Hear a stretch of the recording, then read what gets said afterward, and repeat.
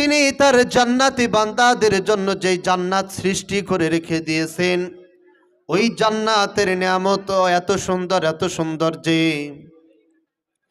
ওই জান্নাতের মধ্যে যে সুখ শান্তি রয়েছে, যে পৃথিবীতে যদি আপনি জন্মের শুরু থেকে মৃত্যুর আগ পর্যন্ত যদি আপনি কষ্টে থাকেন, এরপরে যদি আপনাকে জান্নাতের মধ্যে যদি প্রবেশ করানো হয়, জান্নাতের নিয়ামত মাত্র একটা মিনিট ভোগ করার কারণেই পৃথিবীর সমস্ত কষ্ট তখন আপনার থেকে দূর হয়ে যাবে। সুবহানাল্লাহ। আল্লাহ তাআলা তিনি যখন তার জান্নাতি বান্দাদেরকে যখন জান্নাত দান করবেন, জান্নাত দান করার পরে আজকে আপনারা এখানে যেরকম একটা মাহফিলের ব্যবস্থা করেছেন, আল্লাহ তাআলাও তিনি তার জান্নাতের মধ্যে একটা মাহফিলের ব্যবস্থা করবে। ওই মাহফিলের ব্যবস্থা করার পরে সর্বপ্রথম আল্লাহ তাআলা তিনি তার ফেরেশতাদের মাধ্যমে কোরআন তেলাওয়াত করে তিনি তার জান্নাতি বান্দাদেরকে শোনাবেন। জান্নাতি মানুষেরা যখন ফেরেশতাদের কণ্ঠের তেলাওয়াত যখন শুনবে, জান্নাতি মানুষেরা তখন অবাক হয়ে যাবে, জান্নাতীরা তখন ব্যাকুল হয়ে যাবে, আর তখন বলবে, মালিক, এত সুন্দর মধুর কণ্ঠের তেলাওয়াত তো আগে আমরা কোনোদিন শুনি নাই। আল্লাহ তাআলা তখন জান্নাতীদেরকে বলবেন, আমার জান্নাতি বান্দারা, তোমরা কের চাইতে আরো সুন্দর তেলাওয়াত শুনতে চাও নাকি? জান্নাতীরা তখন বলবেন, মালিক, এত সুন্দর তেলাওয়াত শুনলাম, এর চাইতে কি আর কোনো সুন্দর তেলাওয়াত থাকতে পারে নাকি? আল্লাহ তাআলা তখন জান্নাতীদেরকে বলবেন, আমার বান্দারা, তোমরা শুনতে চাও কি চাও না, শুধু এতটুকু বলো। জান্নাতীরা তখন বলবেন, মালিক, আমাদের তো কোনো ধারণা নাই যে এর চাইতে আর কোনো সুন্দর তেলাওয়াত হতে পারে, এই ধারণা আমাদের নাই, তবে তোমার কাছে যদি থেকে থাকে তাহলে আমরা শুনতে চাই। আল্লাহ তাআলা তখন এমন একজন নবীকে ডাক দিবেন, যেই নবীকে আল্লাহ তাআলা এই পৃথিবীর ইতিহাসে সবচেয়ে সুন্দর কণ্ঠ দান করেছিলেন। সেই নবীর নামটা কি বলুন তো? আল্লাহর নবী হযরতে দাউদ আলাইহিস সালাতু ওয়াস সালাম। আল্লাহ পাক রব্বুল আলামিন দাউদ আলাইহিস সালাতু ওয়াস সালামকে তখন ডাক দিবেন। দাউদ নবীকে আল্লাহ তাআলা এমন মধুর কণ্ঠ দান করেছিলেন যে তার উপর যে জাবুর শরীফ নাজিল হয়েছিল, দাউদ নবী যখন ওই জাবুর কিতাব যখন তেলাওয়াত করতেন, তার মধুর কণ্ঠের তেলাওয়াত শোনার জন্য আসমানের উড়ন্ত পাখিরা পর্যন্ত উড়া বাদ দিয়ে জমিনে নেমে আসতো। চিৎকার করে বলুন না সুবহানাল্লাহ। দাউদ নবী যখন জাবুর শরীফ থেকে তেলাওয়াত করতেন, তার মধুর কণ্ঠের তেলাওয়াত শোনার জন্য সমুদ্রের মাছেরা পর্যন্ত সমুদ্রের তীরে চলে আসতো। সুবহানাল্লাহ। এই দাউদ নবী যখন কোরআন তেলাওয়াত করবেন, জান্নাতি মানুষেরা তখন আগের থেকে আরো বেশি ব্যাকুল হয়ে যাবে, আগের থেকে আরো বেশি অবাক হয়ে গিয়ে বলবে, মালিক, কিছুক্ষণ পূর্বে আমরা যে মধুর কণ্ঠের তেলাওয়াত শুনেছিলাম, সেই তেলাওয়াতের চাইতে এই তেলাওয়াত তো আরো অনেক অনেক গুণ বেশি সুন্দর। আল্লাহ তাআলা তখন জান্নাতীদেরকে আবার বলবেন, আমার বান্দারা, তোমরা কি এর চাইতে আরো সুন্দর তেলাওয়াত শুনতে চাও নাকি? জান্নাতীরা তখন বলবেন, মালিক, এত সুন্দর তেলাওয়াত শুনলাম, আমরা তো জানতাম তুমি তোমার নবী দাউদকে সবচেয়ে সুন্দর কণ্ঠ দান করেছিলে, তো আমরা তো সেই দাউদ নবীর কণ্ঠের তেলাওয়াত শুনলাম, তাহলে এর চাইতে কি আর কোনো সুন্দর তেলাওয়াত হতে পারে নাকি? আল্লাহ তাআলা বলবেন, শুনতে চাও কি চাও না, শুধু এতটুকু বলো। জান্নাতীরা তখন বলবেন, মালিক, যদি এর চাইতে সুন্দর কোনো তেলাওয়াত আপনার কাছে থেকে থাকে তাহলে আমরা শুনতে চাই।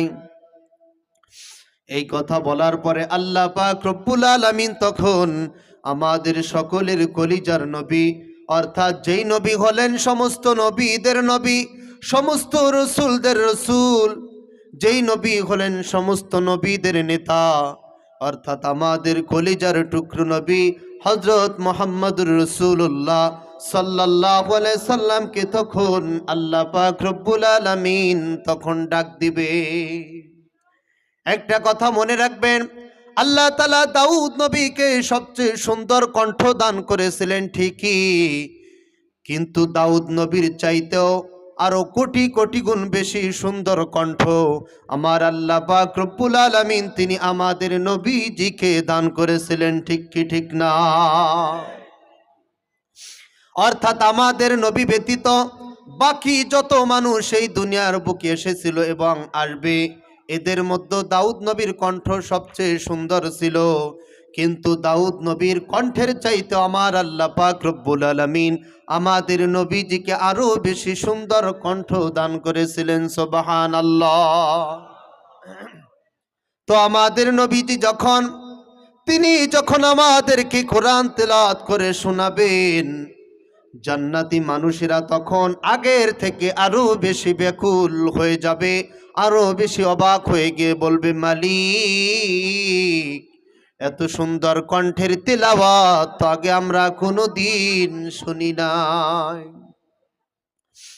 আল্লাহ তাআলা তখন আবারও বলবেন, ও আমার বান্দারা, তোমরা কে চাইতে আরো সুন্দর তেলাওয়াত শুনতে চাও নাকি?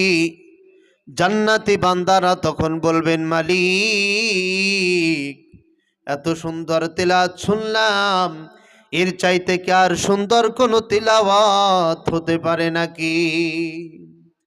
এই কথা বলার পরে আল্লাহ তাআলা বলবেন, শুনতে চাও কি চাও না শুধু এতটুকু বলো। জান্নাতীরা বলবে, যদি থেকে থাকে তাহলে শুনতে চাই। এই কথা বলার পরে আমার আল্লাহ পাক রব্বুল আলামিন তখন তিনি নিজের কণ্ঠে সেদিন তিনি তার জান্নাতি বান্দাদেরকে সূরা আর রহমান থেকে তেলাওয়াত করে শোনাবেন। চিৎকার করে বলুন না সুবহানাল্লাহ। কিন্তু আল্লাহ তাআলা সেদিন আমাদের মতো তিনি তেলাওয়াত করবেন না। আল্লাহ তাআলা একটু ভিন্ন ভঙ্গিতে তখন তেলাওয়াত করবেন। আল্লাহ তাআলা বলবেন, আনার রহমান। আমরা বলি আর রহমান। আর রহমান শব্দের অর্থ হলো তিনি দয়াময়, কিন্তু আল্লাহ তাআলা যেহেতু নিজের কথা তিনি নিজে বলবেন, এই জন্য তিনি তখন বলবেন আনার রহমান, অর্থাৎ আমি দয়াময়। আল্লাহ তাআলার এই মধুর কণ্ঠের তেলাওয়াত শোনার সঙ্গে সঙ্গে জান্নাতি মানুষেরা তখন পাগল হয়ে যাবে, ব্যাকুল হয়ে যাবে। জান্নাতি মানুষদের কোনো হুঁশও থাকবে না। এই অবস্থায় যে কত কোটি কোটি বছর অতিবাহিত হয়ে যাবে, জান্নাতীরা এটা তখন বুঝতেও পারবে না। এর কারণটা হলো, জান্নাতের মধ্যে যত প্রকার নিয়ামত দান করা হবে, এই সমস্ত নিয়ামতের চাইতে আল্লাহ তাআলার মধুর কণ্ঠের তেলাওয়াত, এই নিয়ামতটা জান্নাতের বাকি নিয়ামতের চাইতে আরো বেশি বড় হয়ে যাবে। সুবহানাল্লাহ। এরপরে আল্লাহ তাআলা সর্বশেষ যে ব্যক্তিকে জাহান্নাম থেকে মুক্তি দান করে জান্নাত দান করবেন, ওই ব্যক্তির কথা হাদিসের মধ্যে এসেছে। ওই ব্যক্তিটা কোটি কোটি বছর জাহান্নামের আগুনের মধ্যে জ্বলার পরে যখন তাকে জাহান্নাম থেকে মুক্তি দান করে জান্নাত আর জাহান্নামের মধ্যবর্তী স্থানে রাখা হবে, ওইখানে বসে ওই ব্যক্তিটা তখন জান্নাতের দৃশ্য একটু একটু করে দেখতে পাবে। এরপর ওই ব্যক্তিটা তখন চিৎকার করে কান্না শুরু করে দিবে।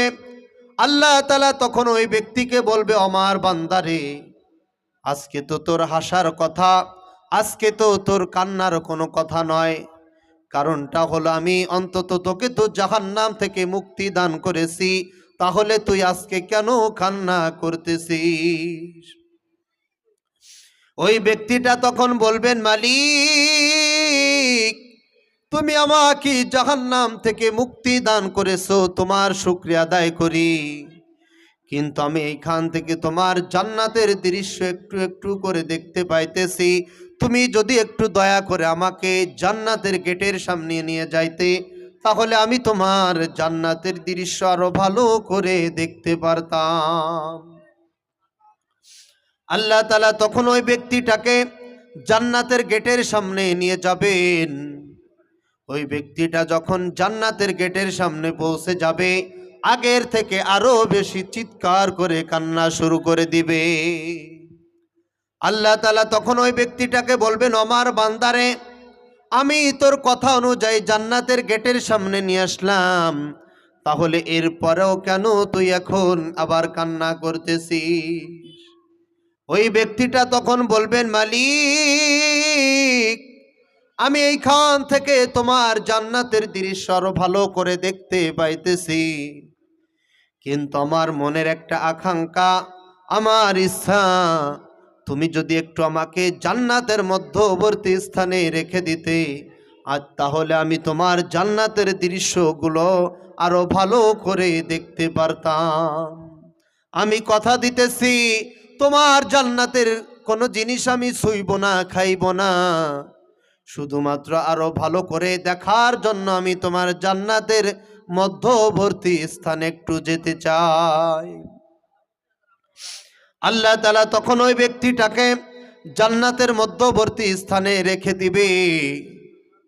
জান্নাতের মধ্যখানে রাখার সঙ্গে সঙ্গে ওই ব্যক্তিটা তখন আগের থেকে আরো বেশি চিৎকার করে কান্না শুরু করে দিবে।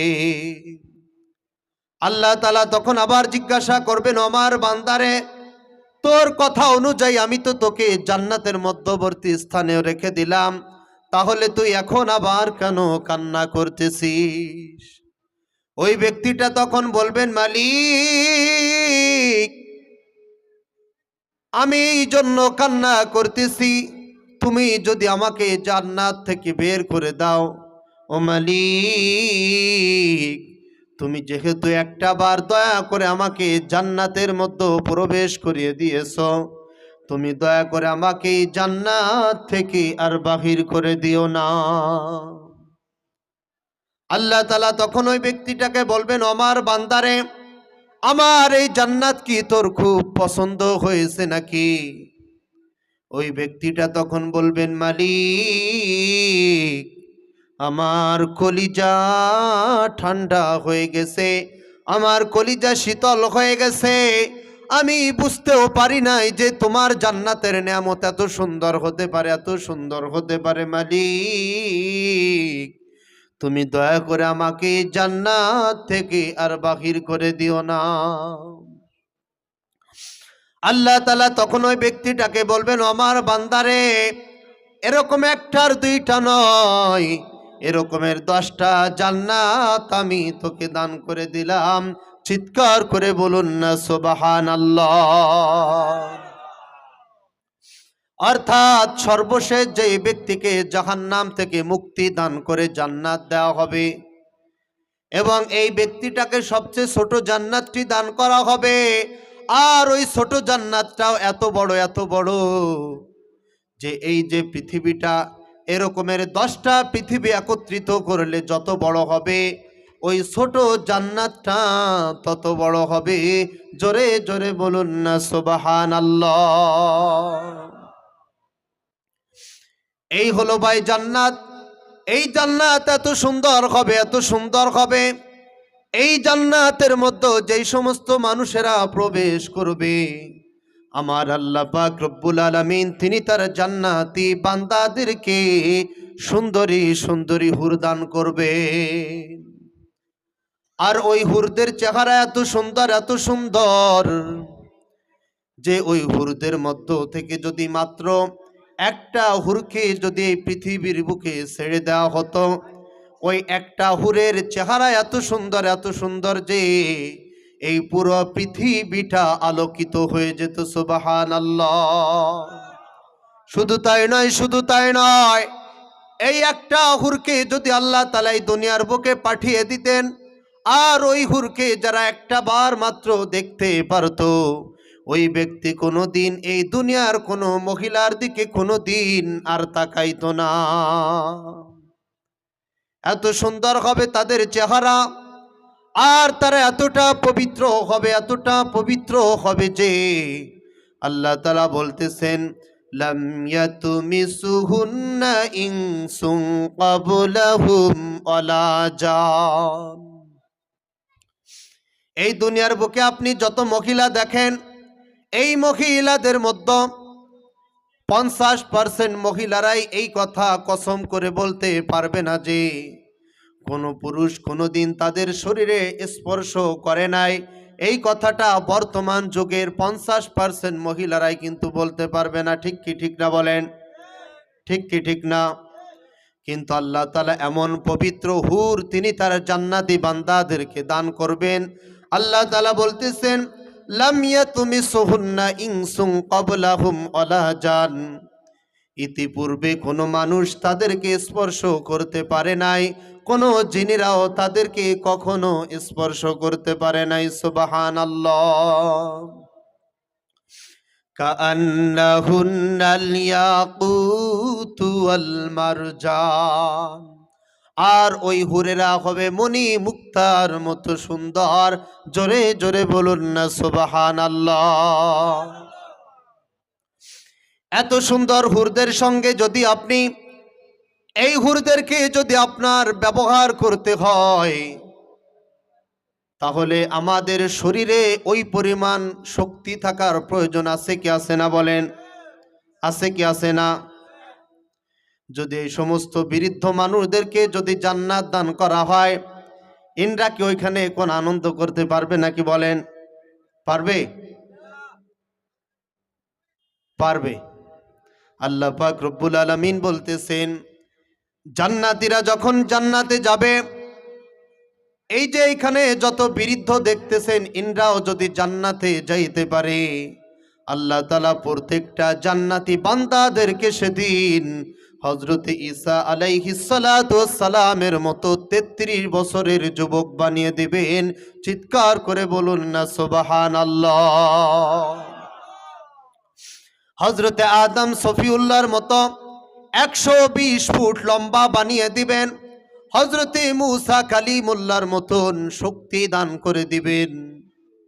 এবং ওই হুরদের চেহারা যেহেতু এত সুন্দর, এত সুন্দর, তাহলে আমাদের চেহারাটাও ওই রকমের সুদর্শন হওয়া লাগবে কি লাগবে না বলেন?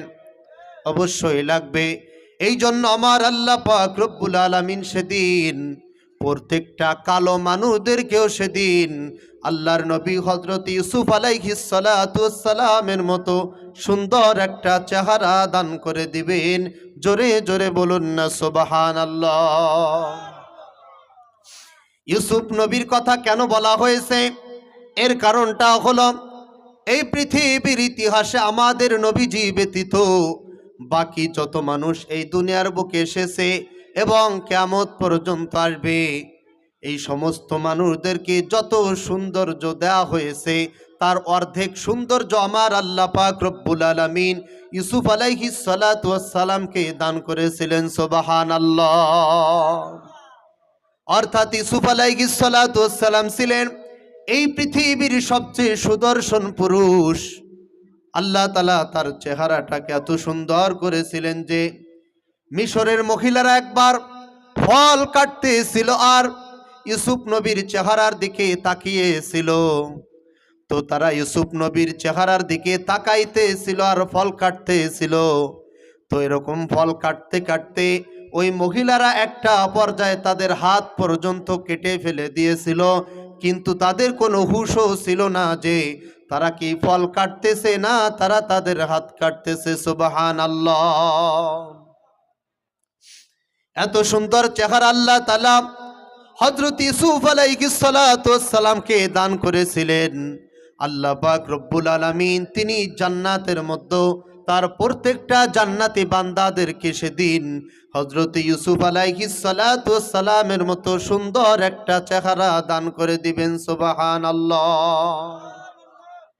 এরপর আল্লাহ পাক রব্বুল আলামিন ওই জান্নাতের মধ্যে প্রত্যেকটা জান্নাতি বান্দাদেরকে সেদিন হযরতে দাউদ আলাইহিস সালাতু ওয়াস সালামের মতো সুন্দর একটা কণ্ঠ দান করে দিবেন। সুবহানাল্লাহ।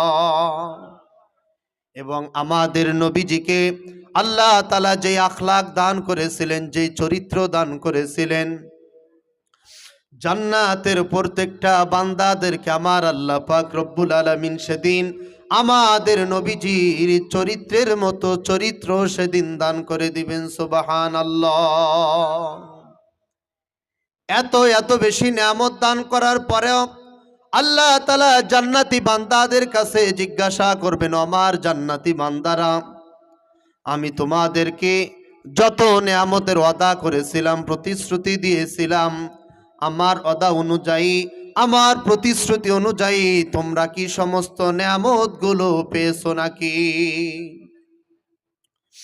জান্নাতীরা তখন বলবেন, মালিক, তোমার প্রতিশ্রুতি অনুযায়ী আমরা সমস্ত নিয়ামতগুলো পেয়ে গেছি। আল্লাহ তাআলা তখন বলবেন, আমার বান্দারা, সব পাও নাই, সব পাও নাই, ওয়ালাদাইনা মাজিদ, আমার নিকটে আরো বেশি আছে। জান্নাতীরা এই কথা শোনার পরে অবাক হয়ে যাবে। তখন তারা বলবে, মালিক, এত বেশি নিয়ামত দান করার পরও কোন নিয়ামতটা বাকি রয়ে গেছে? আল্লাহ তাআলা তখন তিনি ফেরেশতাদেরকে বলবেন, আমার ফেরেশতারা, আমার সামনের থেকে ৭০,০০০ নূরের পর্দা সরিয়ে দাও।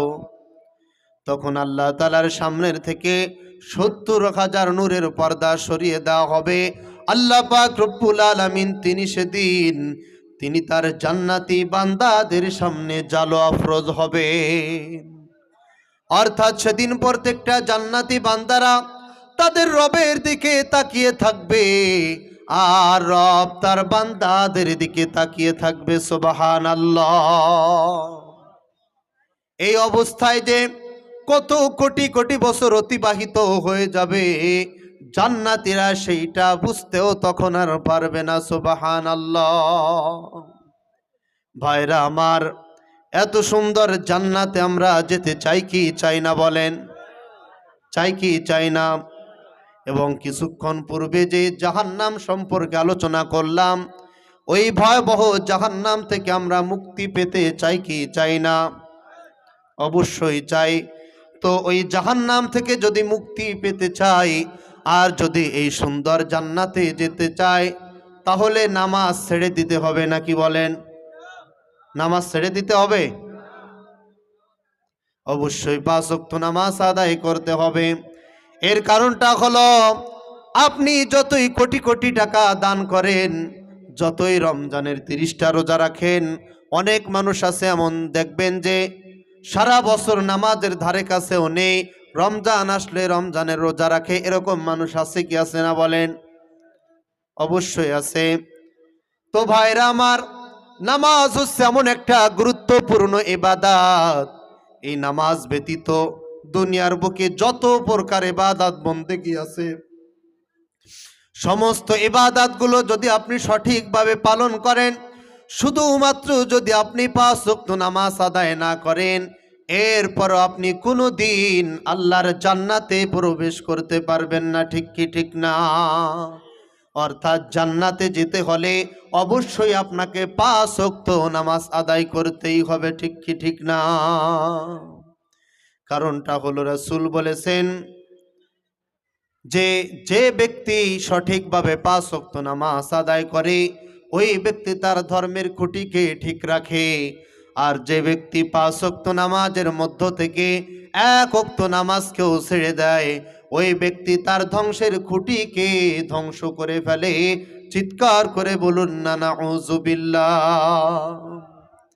এই নামাজ হচ্ছে এমন একটা গুরুত্বপূর্ণ ইবাদত, এমন একটা গুরুত্বপূর্ণ ইবাদত, এই নামাজকে শুধুমাত্র আমার আল্লাহ পাক রব্বুল আলামিন কিন্তু সাধারণ মানুষের উপরে কিন্তু ফরজ করেন নাই, বরং আমার আল্লাহ পাক রব্বুল আলামিন এই পৃথিবীর বুকে যত নবী রাসূল দান করেছিলেন, যত নবী রাসূল প্রেরণ করেছিলেন, সমস্ত নবী রাসূলদের উপরও আল্লাহ পাক রব্বুল আলামিন কমসে কম একটা ইবাদতকে ফরজ করে দিয়েছিলেন। আর সেই ফরজ ইবাদতটা হলো ভাই নামাজ। ঠিক কি ঠিক না? যেমনি ভাবে এই পৃথিবীর ইতিহাসের সর্বপ্রথম নবীর নামটা কি বলুন তো? হজরতে আদম সফিউল্লাহ। তার পরবর্তী নবী হজরতে শীষ পয়গম্বর অর্থাৎ আদম নবীর ছেলে হজরতে শীষ আলাইহিস সালাতু ওয়াস সালাম। তার পরবর্তী নবী হজরতে ইদ্রিস আলাইহিস সালাতু ওয়াস সালাম। তার পরবর্তী নবী হজরতে নূহ নাজিউল্লাহ। তার পরবর্তী নবী হজরতে হুদ আলাইহিস সালাতু ওয়াস সালাম। তার পরবর্তী নবী হজরতে সালেহ আলাইহিস সালাতু ওয়াস সালাম। তার পরবর্তী নবী আমাদের সকলের জাতির পিতা হজরতে ইব্রাহিম খলিলুল্লাহ। তার পরবর্তী নবী ইব্রাহিম নবীর আপন ভাতিজা হজরতে লূত পয়গম্বর। লূত নবীর পরবর্তী নবী লূত নবীর আপন চাচাতো ভাই অর্থাৎ লূত নবীর যে চাচা ইব্রাহিম নবী, এই ইব্রাহিম নবীর বড় ছেলে হজরতে ইসমাইল জাবিহুল্লাহ। ইসমাইল জাবিহুল্লাহর পরবর্তী নবী তার ভাই হজরতে ইসহাক পয়গম্বর। ইসহাক নবীর পরবর্তী নবী তার ছেলে হজরত ইয়াকুব আলাইহিস সালাতু ওয়াস সালাম। তার পরবর্তী নবী তার ছেলে হজরত ইউসুফ আলাইহিস সালাতু ওয়াস সালাম। তার পরবর্তী নবী হজরতে আয়ুব আলাইহিস সালাতু ওয়াস সালাম। তার পরবর্তী নবী হজরতে শুআয়ব আলাইহিস সালাতু ওয়াস সালাম। তার পরবর্তী নবী শুআয়ব নবীর আপন জামাই হজরতে মূসা কালিমুল্লাহ। মূসা নবীর পরবর্তী নবী তার আপন বড় ভাই হজরতে হারুন আলাইহিস সালাতু ওয়াস সালাম। তার পরবর্তী নবী হজরতে শামবিল পয়গম্বর। তার পরবর্তী নবী মূসা নবী এবং হারুন নবীর ভাগ্নে হজরতে ইউশা পয়গম্বর। এরকম ভাবে হজরতে ইলিয়াস আলাইহিস সালাতু ওয়াস সালাম, হজরতে দানিয়েল আলাইহিস সালাতু ওয়াস সালাম, হজরতে ইউনুস পয়গম্বর, হজরতে উযাইর আলাইহিস সালাতু ওয়াস সালাম, হজরতে দাউদ আলাইহিস সালাতু ওয়াস সালাম, হজরতে সুলাইমান আলাইহিস সালাতু ওয়াস সালাম, হজরতে জাকারিয়া নবী, হজরতে ইয়াহইয়া নবী, হজরতে আলিয়াসা পয়গম্বর, হজরতে ঈসা পয়গম্বর এবং সর্বশেষ নবী আমাদের কলিজার নবী হজরত মুহাম্মদুর রাসূলুল্লাহ সাল্লাল্লাহু আলাইহি সাল্লাম পর্যন্ত এই পৃথিবীর বুকে যত নবী রাসূল এসেছিলেন সমস্ত নবী রাসূলদের উপর আমার আল্লাহ পাক রব্বুল আলামিন এই নামাজকে ফরজ করে দিয়েছিলেন। চিৎকার করে বলুন না সুবহানাল্লাহ।